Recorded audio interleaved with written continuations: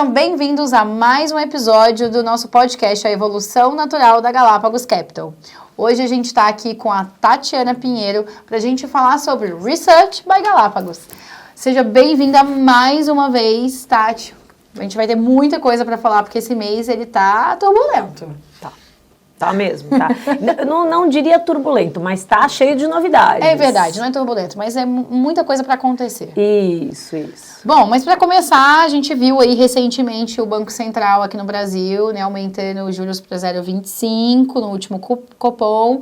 Queria entender com você o que você está esperando para o próximo ciclo, qual que é o impacto disso para a economia, porque as empresas estão engargaladas com esses juros altos, né? A política monetária, ela está apertada, né, mesmo antes desse novo ciclo que se iniciou agora na decisão de setembro, ela já estava apertada. Qual é a medida? A medida que mostra que ela já estava restritiva para a atividade econômica, que é isso que quer dizer política monetária apertada, é a medida de juro real, né? Você pega a taxa nominal e desconta a inflação. Essa medida está em torno de 6%, tem várias metodologias, mas olhando todas as metodologias de cálculo, dá 6%. Média de 6. Média de 6%. E 6% é acima do que se calcula de taxa de juros neutra, aquela que é onde você nem incentiva a atividade econômica, nem desincentiva a atividade econômica. O dinheiro está meio parado, né?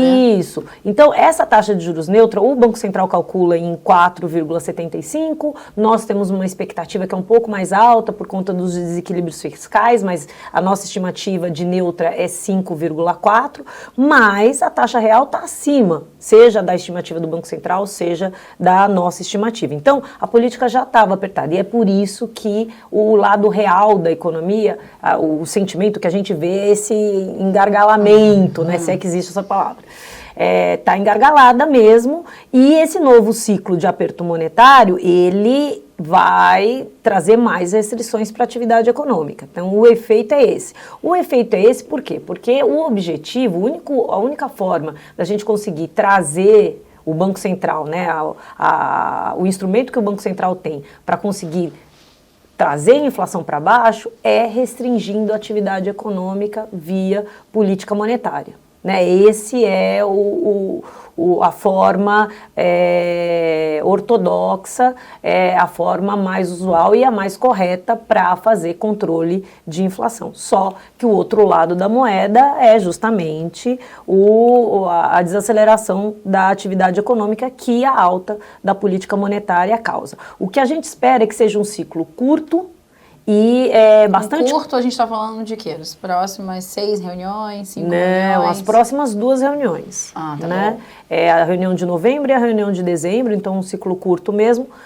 A nossa ideia é com base, a política monetária já está apertada, não é que ela não estava apertada, a gente não está naquele patamar de 2% que a gente estava lá atrás. Não tem tanto espaço também, Isso, né? Que precisava fazer um ajuste grande. Né? Então, a gente acredita que vai ser um ciclo curto, de mais 2 reuniões, num ritmo comedido também.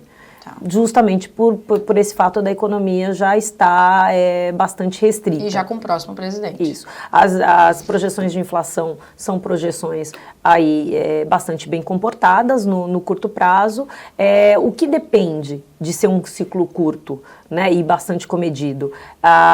Principalmente o comportamento da taxa de câmbio. Né? Então, a taxa de câmbio ela tem que ficar aí abaixo dos 5,60, 5,50. Essa semana foi bastante positivo. Né? Ajudou muito, a gente vai falar sobre isso. Isso. Essa taxa de câmbio ficando aí abaixo dos 5,50 ajuda o Banco Central não ter que subir tanto a taxa de juros. Bom, Roberto Campos, ainda atual presidente, soltou o relatório de inflação, deu aí bastante entrevista, que ele não está preocupado muito com a meta de inflação no curto prazo, como você bem disse, mas a questão dos juros aumentar é muito por conta da meta para longo prazo, né? Como que você está vendo esse cenário? Olha, é preocupante quando a gente pensa... Eu vou botar um adendo aqui, desculpa te interromper. Já também colocando a inflação climática nessa conta. Isso, aí você já fala de tudo. Aí já falamos de tudo, já... endereçamos todos os pontos. A questão é que quando, num país, numa economia, um ponto que o governo sempre ressalta e que é verdade, é o seguinte, são duas políticas que você tem. Você tem a política monetária e a política fiscal. Basicamente, essas duas políticas são os grandes pilares aí para a construção do cenário econômico, para a estabilidade macroeconômica do país, para garantir a estabilidade ou não, né, dependendo do que é feito. E um ponto muito importante, que é o nosso artigo da semana, é que o impulso fiscal, a política fiscal, tem sido muito expansionista. O que quer dizer isso? Os gastos estão crescendo muito acima das receitas, da arrecadação. Mesmo depois do pacote do ano passado, que aumentou, a arrecadação esse ano, mês após mês, bateu recorde de alta, e mesmo assim, o desequilíbrio fiscal, a diferença entre receita e despesas continua muito grande, na ordem de 2% do PIB.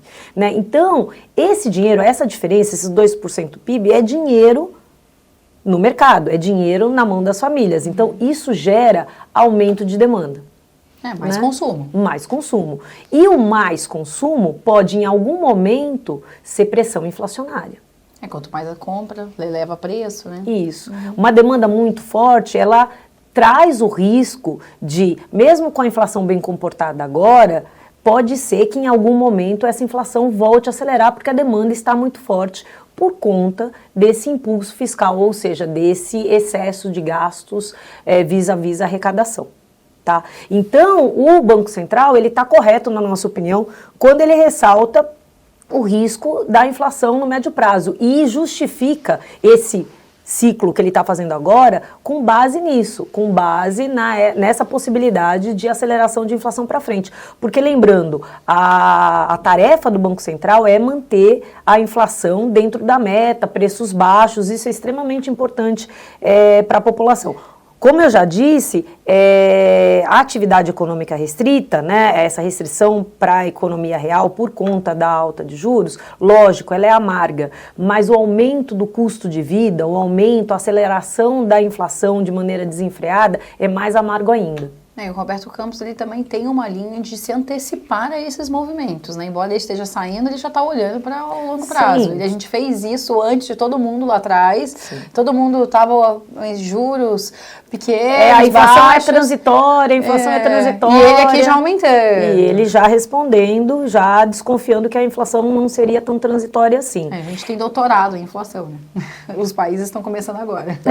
Nós conhecemos bem. Essa é uma matéria que a gente passou com louvor, né? Infelizmente, mas é verdade.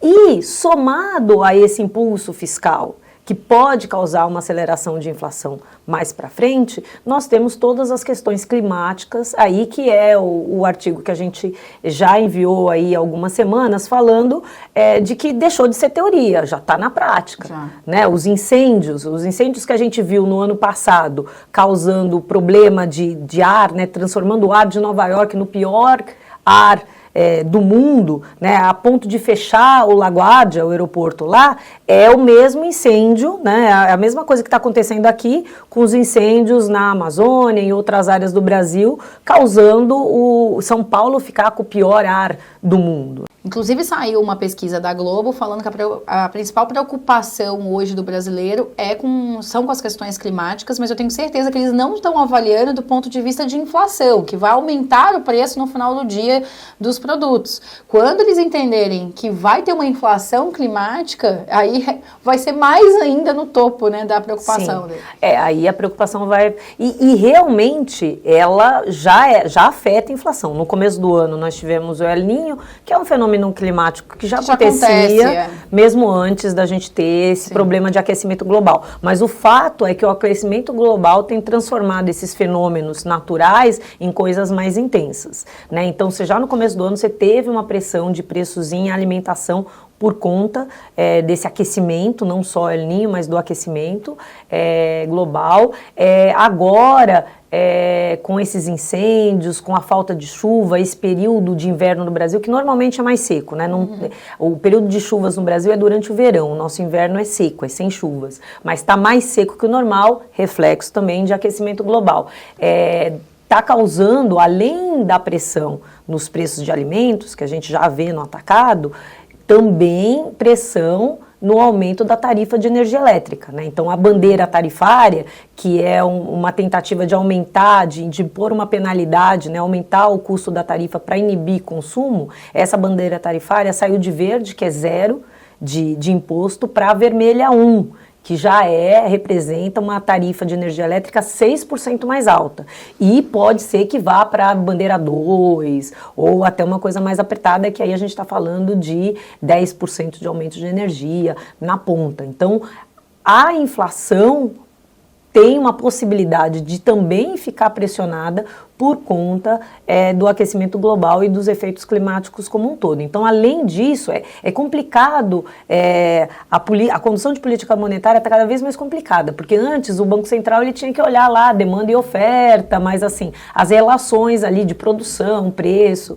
Agora, além disso, tem que ser especialista em clima. Ele tem que olhar meio ambiente, porque o meio ambiente tem muito impacto. Vai trazer mais inflação para o cenário. O Eduardo Gianetti, num evento que eu fui, ele é economista, né, para quem não sabe, ele falou que o PIB deveria começar a colocar na conta toda a parte ambiental, porque a gente está olhando só para a produção, mas a gente esquece dos impactos ambientais que vão trazer aí grandes pressões a partir de agora. Bom, vamos falar de câmbio, você soltou aqui um pouquinho, a gente viu que o real se fortaleceu muito nesse mês, mais ainda durante o ano, a gente sabe que ele está bastante desvalorizado. Queria te perguntar por que nesse mês ele esteve tão fortalecido e o que a gente enxerga daqui para frente. Esse mês, eu acho que teve o efeito, o mercado já esperava o corte de juros da taxa americana, da taxa básica americana, e teve a concretização desse início de corte de juros por lá. O primeiro corte foi até mais expressivo do que os economistas na média esperavam, teve um corte de 0,50 na taxa, trazendo de 5,5 para 5, que surpreendeu uma parte do mercado e obviamente, a notícia internacional, então as economias avançadas terem certeza, maior certeza do cenário, já é uma ótima notícia para emergentes. E aí Brasil é um dos países emergentes, né? Ter certeza que o cenário é de corte de juros por lá é mais positivo ainda, tá? Por quê? Porque o capital que vem para os países emergentes, inclusive o Brasil, é um capital que tem a concorrência da taxa de juros internacional. Então, se Estados Unidos está pagando muitos juros, um juros mais alto, Estados Unidos, zona do euro, Canadá, banco inglês, vem menos capital, o fluxo de capital para os países emergentes é menor. Por quê? Você recebe uma taxa alta com um risco muito baixo. Então, para que você vai se aventurar por um pouquinho mais de taxa, um risco mais alto, né? E os países emergentes têm todos os riscos possíveis, político, baixo crescimento, tem de tudo. Então, o início do corte de juros nos Estados Unidos, a continuidade do corte de juros na zona do euro, sinalização do banco canadense de que pretende, né, cogita acelerar o ritmo de corte de juros, sinalização do banco inglês que vai continuar cortando juros, tudo isso compõe um cenário mais positivo de fluxo de capital para o Brasil, né, e para emergentes como um todo. Então, eu acho que foi esse o grande ponto dessa performance da moeda brasileira, nesse mês aliviando e saindo, né, caindo do patamar de 5,50. Agora, para frente, como é que fica? Depende muito da gente fazer a lição de casa aqui dentro também. É lógico, o cenário internacional eu acredito que vai continuar ajudando, porque o ciclo de cortes de juros, de taxa de juros nos Estados Unidos, ele vai continuar aí até pelo menos metade do ano que vem. Então é um ciclo longo de corte de juros. Mas só isso não basta, a gente precisa endereçar aquele ponto que a gente acabou de comentar aí do equilíbrio das contas públicas, né? Então, finalmente, começar a ter medidas de contenção de gastos para que o mercado ganhe confiança na condução da política fiscal. Bom, você falou de juros nos Estados Unidos, mas eleições americanas estão aí há um mês, né, de acontecer. Como que você está vendo essa cadência de juros para cair, que você falou que deve continuar, isso traz, né, uma tranquilidade para nós, mas ao mesmo tempo pode mudar tudo com as eleições. Como que você está enxergando? A política de juros, eu acredito que a eleição não afeta, né? O Banco Central americano, ele é bem independente mesmo, né? A autonomia do Banco Central americano é uma autonomia de décadas, né? Uma coisa que a gente conquistou aí há muito pouco tempo, lá vão décadas já de autonomia. Então,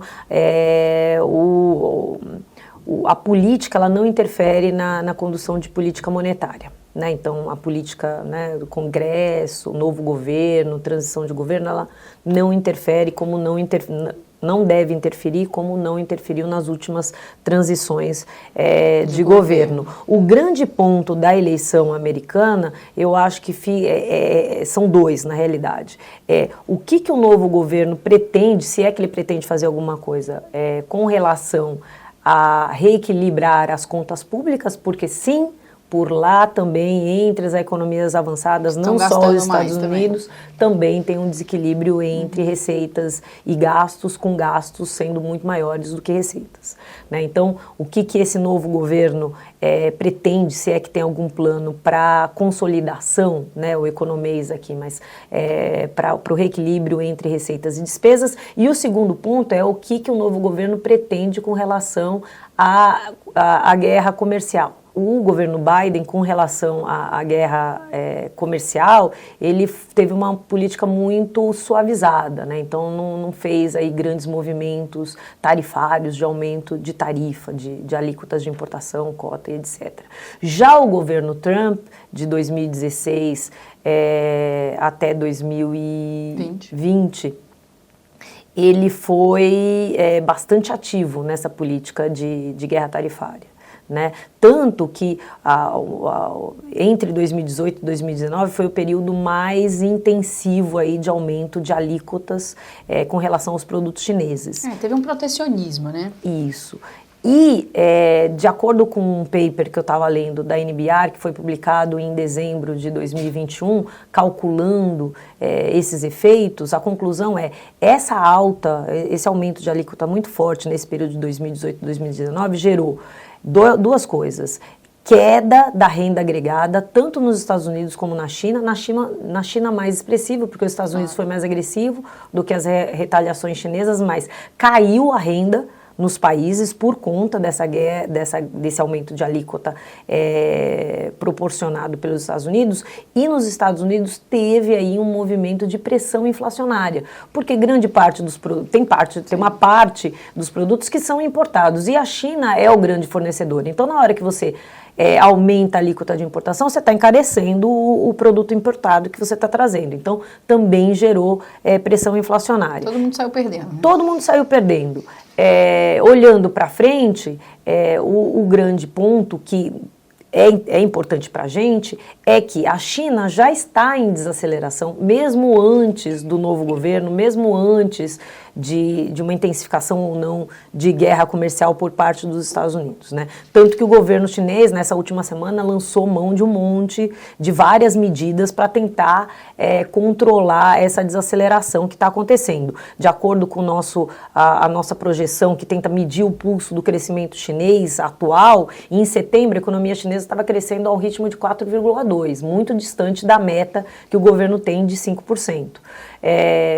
Uma China enfraquecida, enfrentando uma guerra comercial, é pior ainda, é mais má notícia para os emergentes, porque nós somos exportadores de commodities. O nosso principal parceiro comercial é a China. O principal destino das nossas exportações é o mercado chinês. Então, uma economia ficando ainda mais enfraquecida, com queda de renda agregada por conta de um aumento da guerra comercial, é má notícia para o Brasil. Então, a eleição americana e o resultado dela vai ser importante para a gente, nos afeta não pela política monetária, mas sim por conta aí do que vai ser feito com relação às tarifas, né, a guerra comercial. É esperar para ver. Mas a gente vai fazer um especial eleições americanas, né? Ah, sim, claro. Com certeza. Bom, para fechar, esse mês de outubro, o que o investidor deve ficar atento e que deve sair?